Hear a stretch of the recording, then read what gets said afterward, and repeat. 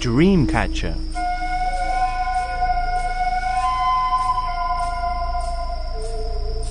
An old Lakota leader is on a mountain. He has a dream. Iktomi, the wise spirit, appears as a spider in his dream. Iktomi begins to spin a web and says to him,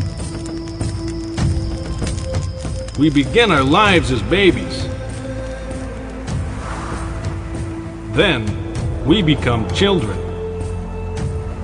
And then adults.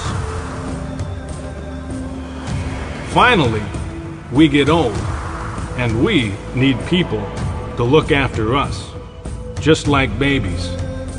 This is the cycle of life. But in each time of life, there are good forces and bad forces. Always listen to the good forces and follow the right path. The bad forces can take you down the wrong path. This web is a perfect circle with a hole in the center. Use it to help your people. The web can catch all your good ideas and dreams, but all the bad thoughts go through the hole." Today, the Lakota people use the Dreamcatcher as the web of their life.